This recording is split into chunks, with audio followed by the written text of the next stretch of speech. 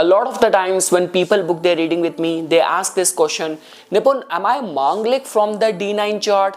So now comes the question, what is Manglik, and do we have to see that from the D9 chart as well? So friends, let me clarify it over here.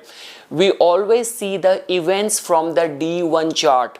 Like D9 chart can be seen as a chart for the confirmation, for the maturation, but never for the primary labeling.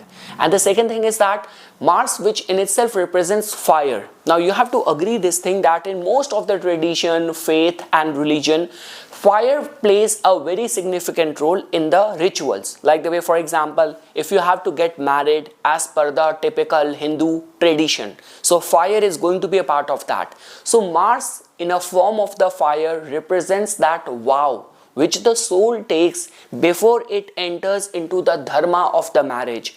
So friends, Mars's placement in the D9 chart is very important, but you cannot follow the same cookie cutter approach with which you judge planet Mars in the D1 chart. Because I always say, if D9 chart is the prime chart of the marriage, so Mars, if it is going to be consciously awakened and placed in a dignified way, it can actually act as a protector, like a soldier who fulfills all the duties, all the responsibilities which comes with the marriage. But if the same Mars is going to be afflicted, then it can actually incite domestic violence in the marriage as well.